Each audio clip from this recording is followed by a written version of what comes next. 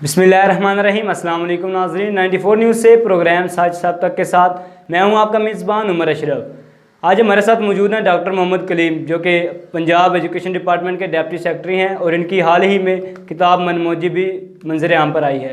मैं अपनी टीम से गुजारिश करूँगा कि इन्हें कॉल पर लिया जाए।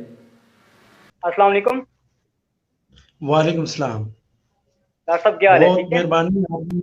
जी, अल्लाह का शुक्र है।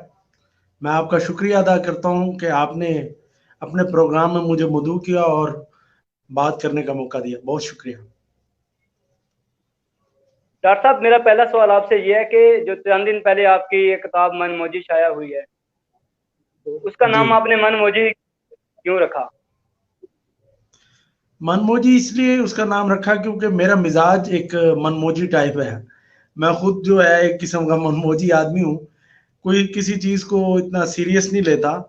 तो उसी के हवाले से मज़ाह लिखने के लिए वैसे भी सबसे पहले आपको मनमोजी होना पड़ता है। अगर आप मनमोजी नहीं होंगे तो आप मज़ाह नहीं लिख सकेंगे। फिर वो आप तंज लिखेंगे, वो तंज में आ जाएगा ज़्यादा, और उसमें आप तंजिया जुमले तो ज़रूर कसेंगे, लेकिन वो मज़ाह और आपको मज़ा नहीं देगा पढ़ने वाले को, कारी को। तो इसलिए क्योंकि मैं मनमोजी आदमी हूँ, इस वजह से मैंने मनमोजी रखा उसका नाम। ठीक। अच्छा, आप अब तक कितनी किताबें लिख चुके हैं? मैंने अभी तक 4 किताबें लिखी हैं इसकी, जिसमें एक शायरी की है, एक अफसाने की है और 2 मज़ाहिया तंज़ो मज़ाह की किताबें हैं। और एक किताब जो है वो सीएसएस के कैंडिडेट्स के लिए लिखी है। वो सब्जेक्ट पे है, गवर्नेंस एंड पब्लिक पॉलिसी पे। वो जो अगर कोई सब्जेक्ट रखते हैं, ऑप्ट करते हैं, तो वो उनके लिए है, गाइडेंस गाइड बुक है। अच्छा, मैं आपसे पूछ रहा था कि आपने अब तक कितनी किताबें लिखी हैं? मैंने आपको बताया कि मेरी अब तक 5 किताबें आ चुकी हैं, जिसमें 4 किताबें जो हैं वो अदब की हैं, अदब से मुतल्लिक है। एक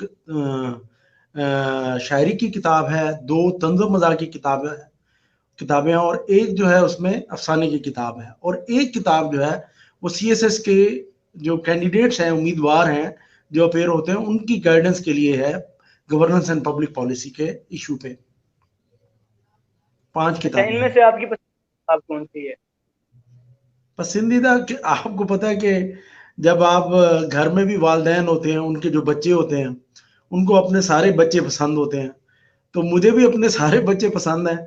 लेकिन जो लोग बात करते हैं, यानी कि जब दूसरों की राय अगर मैं लूं, तो उनको मेरे तंज़ो मज़ाह की किताबें ज़्यादा पसंद की जाती हैं मेरी, आमतौर पर। अच्छा डॉक्टर साहब, ये बताइए कि आजकल लोगों में मज़ाह नगारी का रुझान कम क्यों हो गया है? देखिए, मज़ाह निगारी के लिए सबसे पहले अपना जो अना है, उसको कम करनी पड़ती है। आपको सबसे पहले अपने ऊपर मज़ाक करना पड़ता है, और वो एक बर्दाश्त जो होती थी पहले माशरे में, अगर कोई आपसे मज़ाक करता था, तो आप उसको सह जाते थे, सुन लेते थे। आज वो हमारे उसमें माशरे में बर्दाश्त खत्म हो गई है। जब तक बर्दाश्त नहीं होगी, तो मज़ाह निगारी कहाँ होगी? मज़ाह के लिए तो सबसे पहले अपनी ज़ात को पर मज़ाक करना होता है। तो अगर आप सारे जो भी आप बड़े-बड़े मुसन्निफ़ीन को देखें जिन्होंने तंज़ो मज़ाह पर लिखा है, वो सबसे पहले अपनी ज़ात को तंज़ का निशाना बनाते हैं, मज़ाक का निशाना बनाते हैं। क्योंकि बर्दाश्त की कमी है, इसलिए माशरे में लोग तंज़ो मज़ाह लिख नहीं सकते, क्योंकि खुद बर्दाश्त नहीं कर पाते। अच्छा डॉक्टर साहब, ये बताएं कि क्या मज़ाह नगारी के लिए ज़ाती ज़िंदगी में भी शरारती होना ज़रूरी है? वैसे तो मेरा ये ख्याल है कि मिजाज और मज़ाह दोनों एक ही चीज़ है, सिर्फ एक नुक्ते का फ़र्क है। यानी कि मिजाज अगर जीम में से है, जीम का नुक्ता हटा दें तो वो मज़ाक बन जाता है। तो मेरा ये ख्याल है कि अगर आपके मिजाज में वो अंदाज या शरारतीपन नहीं है, तो फिर आप वो मज़ाक नहीं लिख पाएंगे। वो आप लिख तो लेंगे, लेकिन उसकी जो पहुंच है, या उसका उसकी जो आप उसे कह सकते हैं कि लोगों तक पजीराई नहीं मिलेगी, लोग उसको कबूल नहीं करेंगे। वो सब लगेगा कि आपने खड़ा है मज़ाक, उसमें उसमें जो फितरी मज़ाक होता है वो नज़र नहीं आएगा। अच्छा डॉक्टर साहब, ये बताएं कि आपके पसंदीदा मुसन्निफ कौन है? मेरे जी पसंदीदा मुसन्निफ कई हैं मज़ाह निगारी में। जैसे मैं पितरस के मज़ामीन जो हैं वो मेरे बहुत फेवरेट किताब रही है, और मैं अब भी जब भी टाइम मिलता है उसको पढ़ता हूँ। और उसके अलावा मुश्ताक अहमद यूसुफ़ी की तमाम किताबें जो हैं वो मेरे लिए मशरे राह हैं, मैं उनको बार बार पढ़ता हूँ। और उसमें बहुत मेरे लिए रहनुमाई मिलती है। ये उन मुश्ताक यूसुफी की क्या 5 किताबें पांचों की पांचों मैंने पढ़ी हुई हैं। जी, जी। तो आपको जो है शायरी का शौक कैसे पैदा हुआ? शायरी आपको पता ही है, जैसे सबसे पहले तो बचपन से ये कुछ होता है आपके अंदर कि अब हमारे घर के अंदर पढ़ने पढ़ाने का ट्रेंड था, एक रुझान था। मेरी वालदा पढ़ा करती थी नॉवेल्स और ये दूसरी चीजें, तो हम भी पढ़ने लग गए। फिर साथ एक लाइब्रेरी थी हमारे घर के, जिसमें वो इमरान सीरीज, उम्र यार की कहानियां और ये चीजें मिला करती थी। वो लाइब्रेरीज होती थी उस वक्त, 8 आने 1 रुपए में आपको किताब मिल जाती थी लाइब्रेरी से, वो मैं पढ़ा करता था। उनको पढ़ पढ़ के मुझे फिर अदब में दिलचस्पी पैदा होना शुरू हुई। फिर मैंने, वालदा भी मंगाती थी अपने लिए नावल्स, अफसाने, तो वो भी पढ़ लेता था। तो इस तरह पढ़ते पढ़ते, सुनते सुनते, फिर म्यूजिक से भी थोड़ी सी दिलचस्पी थी, तो वो एक रुझान बनता गया और वो अब तक साथ है मेरे। क्या डॉक्टर साहब, जो आपने अपना सबसे पहला शेर लिखा था, क्या आपको वो आज याद है? वो तो याद नहीं, वो टूटा फूटा कोई शेर होगा उस वक्त, क्योंकि उस वक्त ना वजन का पता था, ना शायरी होती क्या है। पहले पहले तो आपको ख्याल ही आते हैं, उन ख्याल को जब आप अल्फाज का जामा पहनाते हैं, आप उसको शायरी समझते हैं। लेकिन आपको पता है, शायरी का अपना एक मिजाज है, और शायरी में का एक अपना असलूब है, उसको आपको फॉलो करना होता है, उसको आपने अपनाना होता है, तो फिर वो शायरी कहलाती है, जिसे आप पाबंद शायरी कहते हैं, या आप उसको कह सकते हैं कि गजल और नज्म जो आप लिखते हैं। तो पहला शेर तो बस ऐसे ही होगा, टूटा फूटा सा, जिसमें ना काफिया और अदीफ पेमाई की होगी उसमें, मैंने याद नहीं है मुझे। चलिए ठीक, कुछ नहीं। अच्छा डॉक्टर साहब, जो आपने अपनी पहली किताब लिखी थी, वो कितने अरसे में मुकम्मल की थी और इसका नाम क्या था? उसका नाम था जिंदगी तेरी तलाश में, वो एक शायरी की किताब थी। उसको मेरा ख्याल है मुझे लिखने में, देखिए पहली जो किताब होती है वो, उसका आप मुद्दत नहीं तयन कर सकते। आप शुरू से लिखना शुरू करते हैं और पहली किताब के आने तक समझे कि वो पहली किताब का ही टाइम होता है। अब अगर उस तरह देखा जाए तो मुझे 5-6 साल लगे थे। अगर उस तरह शुरू में जब मैंने लिखना शुरू किया बाकायदा, फिर उसमें इसलाह ली, सारा कुछ देखा दुखा, तो उसमें तो 5-6 साल लगे मुझे उसको बनाने में। लेकिन अगर उसको देखा जाए तो वो बड़े जल्दी आ गई थी। लेकिन उसमें आप उसका शुरू का टाइम गिने, क्योंकि वो भी आप लिख ही रहे होते हैं। जब आप पहला आपने शेर लिखा या पहली आपने कोई मजमून लिखा, तो वो आप लिखना शुरू कर देते हैं, आप ऐसे समझे।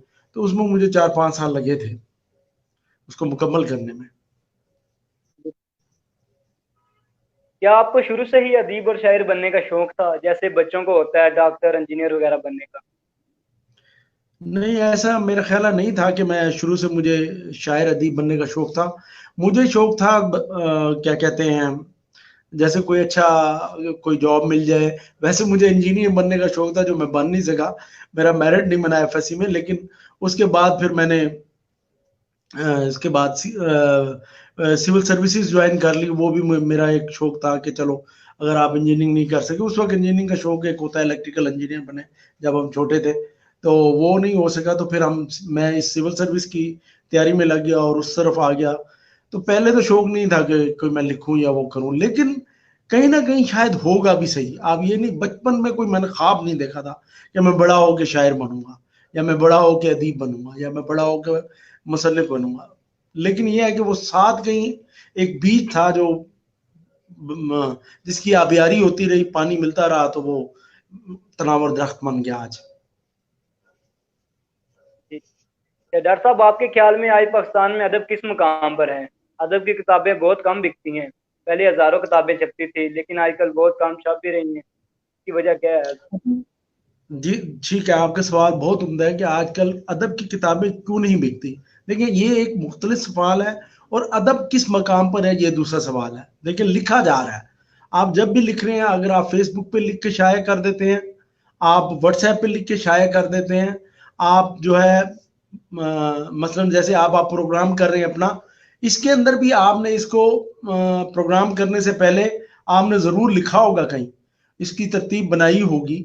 तो यानी कि लिखा तो जा रहा है। लिखा, अदब के अंदर कोई कमी नहीं वाकया हुई। हाँ, उसका मीडियम जो है वो बदल गया, किताब नहीं बिकती, लेकिन वो किताब जो है वो आप मजमून पढ़ के यूट्यूब चैनल पर डाल दें। अगर आप तंज़ो मज़ाक लिखते हैं, या आपने गज़ल लिखी है तो गज़ल को आप यूट्यूब चैनल पे बना के डाल दें, या आप फेसबुक पे लिख के डाल दें, तो वो चलती है। वो अगर अच्छी गज़ल होती है तो उस पे आपको पज़ीराई भी मिलती है, अच्छा मज़मून होता है तो उस पे भी पज़ीराई मिलती है। तो मैं ये समझता हूँ कि मीडियम बदल गया है, और मीडियम बदलता रहा है।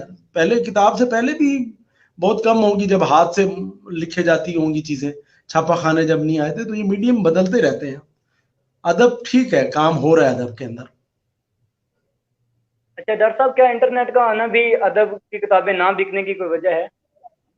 बिल्कुल। देखें, जब आपको एक देखें मीडियम ऑफ मिल गया जिसके ज़रिए आप अपने ख़्यालात का इज़हार कर सकते हैं, तो ज़रूर उसमें आसानी है। देखें, आप मैंने आज लिखी है अभी, और अभी मैंने फ़ेसबुक पे डाल दी, ठीक है?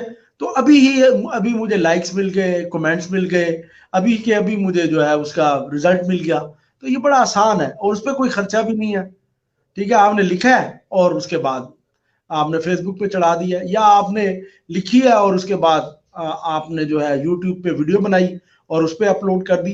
तो ये जो सोशल मीडिया के आने से आपको इजहार का, क्योंकि जो मुसन्निफ होता है वो भी अपनी दिल का इजहार करना चाहता है, तो वो इजहार का मौका मिल गया है, जिसके अंदर फिर इस वजह से जो है, जो ज्यादा काम है वो आपको सोशल मीडिया पे नजर आ रहा है। और वो भी एक किस्म का अदब ही है। उसको जरूरी नहीं है कि आप उसको किताब की हालत में लेके आए। मेरा ये ख्याल है, ये मेरा जाती ख्याल यही है।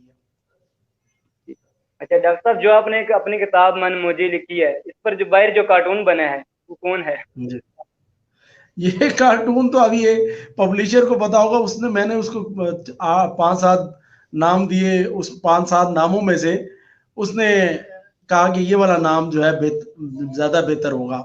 तो वो मनमोजी के लिहाज से वो कार्टून है, मेरा ख्याल है उसको उसने वो किया है। ऐसे कोई आते होंगे कार्टून जिसमें एक इमेज हमने बनवाया था उससे, एक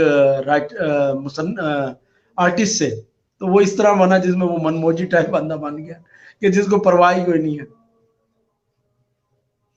जी। अच्छा तो डॉक्टर साहब, आप अपनी फैमिली को कैसे टाइम देते हैं? जॉब भी है, फिर भी, तो ये कैसे करते हैं? देखिए, 24 घंटे बहुत ज्यादा टाइम होता है। आप अगर 24 घंटे बहुत ज्यादा टाइम होता है। तो जब आप 24 घंटे जी। में बड़ा टाइम होता है, अगर आप मैनेज करें उसको बेहतर तरीके से तो आप कर सकते हैं। मसलन आप उसकी एक तरतीब बना लें कि आपने कैसे काम करना। और वैसे जहां तक लिखने का है, कि बहुत सारे लोग मुझे पूछते हैं कि आप एक सिविल सर्वेंट भी हैं, आप इतना ज्यादा लिखते भी हैं, आप सोशल मीडिया पे भी रहते हैं, आप जो है फिर बच्चों को भी टाइम देते होंगे, कैसे देते हैं सारा मैनेज करना।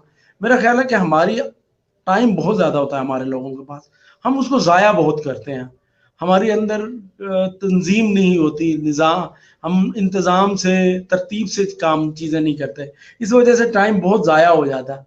अगर आप उसी के अंदर अपनी तंजीम लेके आए, नज़्म नस्क लेके आए अपनी ज़िंदगी के अंदर, तो उस वक्त के अंदर आप अपनी फैमिली को भी टाइम दे सकते हैं, लिख भी सकते हैं, और अपनी नौकरी भी कर सकते हैं साथ साथ, और सब में अच्छे तरीके से परफॉर्म कर सकते हैं। अच्छा डॉक्टर साहब, मनमोजी का कोई किस्सा जो आप हमारे नाजरीन को सुनाना चाहें? इसमें एक मजमून है, औरत और शॉपिंग। इसमें से थोड़ा सा आपको एक पैराग्राफ पढ़ के सुनाता हूँ। कभी कभी ऐसा लगता है कि औरत ऑक्सीजन के सहारे नहीं बल्कि शॉपिंग के सहारे जिंदा रहती है। औरतों का बस चले तो वो नाश्ता, दोपहर का खाना और रात का खाना बाजार में खाएं। वैसे तो सुना है कि औरत बहुत नाजुक होती है, मगर बाजार को देखते ही इसमें न जाने कहां से कुव्वत भर आती है। मर्द बेचारा पीछे पीछे दुम हिलाता फिरता है और इसकी जबान भी बाहर आ जाती है, लेकिन औरत की शॉपिंग खत्म नहीं होती। शॉपिंग का असूल है, इसका कोई असूल नहीं है। जो शय पसंद आए लेते जाएं। दौरान शॉपिंग मर्द का काम चुप करके रहना है। अगर कहीं आपसे राय ली जाए तो याद रखें कि यह सिर्फ तस्दीक के लिए है, ना कि असल राय मांगी गई है। अक्सर बात सच्ची राय देने से घर में आपका दाखला बंद हो सकता है। ये एक मजमून मैंने आपके लिए पेश किया कि औरत और शॉपिंग कैसे होते हैं, करते हुए क्या होते हैं। अगर कहते हैं तो आगे भी सुनाता हूँ। नहीं। अच्छा जी, कुछ दानश्वरों का ख्याल है शॉपिंग औरत का मर्द को बेवकूफ बनाने का आसान तरीका है, लेकिन मेरे ख्याल में बेवकूफ़ को मजीद बेवकूफ़ बनाने का फ़ायदा क्या है?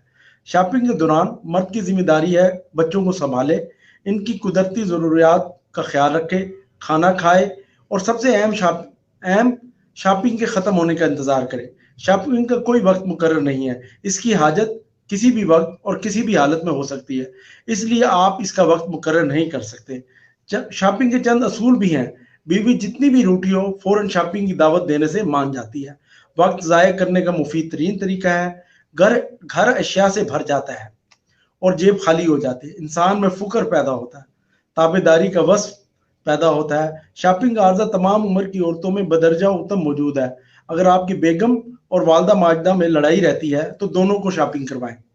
इससे इनकी लड़ाई तो खत्म नहीं होगी, मगर आप दोनों की नजर में सुरखरू हो जाएंगे, बशर्त आपकी जेब इजाजत दे। तंग दस्त मर्द इस नुस्खे पर अमल ना करें, इससे इज्तनाब करें और घर में फसाद का मजा लें। जी जी। डॉक्टर साहब, जो नए आने वाले शायर और कालम निगार जो आ रहे हैं, इन्हें आप क्या पैगाम देना चाहेंगे? देखिए, जल्दी ना करें किसी भी काम को करने के लिए। अगर आपने शायरी करनी है, आपने मजमून लिखने हैं, कालम लिखने हैं, जो भी आपने लिखना है, अदब में किसी सिन में भी काम करना, उसमें जल्दी ना करें, वक्त दें। वक्त अगर आप देते जाएंगे, तरतीब के साथ चलेंगे और उसमें बेहतरी आती जाएगी। और शोहरत के पीछे ना भागें। शोहरत जो है खुद ब खुद जब आप अच्छा काम करते हैं वो आपको मिल जाती है। आजकल हमने देखा है कि ज़्यादातर लोग जो नए नौजवान हैं, नए लिखने वाले हैं, वो जल्दी जल्दी तरक्की की मनाजिल तय करना चाहते हैं। लेकिन तरक्की की मनाजिल तय करने का अपना एक टाइम मुकर्रर है, उसके ऊपर आपको मेहनत भी करनी पड़ती है, उसके साथ तरतीब से चलना भी पड़ता है। तो उसको टाइम दें और इंतज़ार करें और मेहनत जारी रखें। और जिस सिंफ में, मसलन अगर आप शायरी कर रहे हैं और आपको देखते हैं लोग, आपको कहते हैं कि आप बहुत अच्छी शायरी कर रहे हैं, तो आप शायरी में दिल लगा के काम करें। अगर ऐसी सिंफ में काम ना करें लोगों की देखा देखी जिसमें आपका दिल नहीं करता, आपका मन नहीं करता, तो अपने आप को परखें, जांचें कि कौन सी जगह पे आपका हाथ चलता है या आपका ज़हन काम करता है ज़्यादा, और फिर उसमें लग जाएं, मेहनत करें और इंतज़ार करें, लिखते रहें। जी, बहुत शुक्रिया डॉक्टर साहब, जो आपने अपने मसरूफियात में से हमें टाइम दिया। बहुत शुक्रिया आपका। Thank you very much.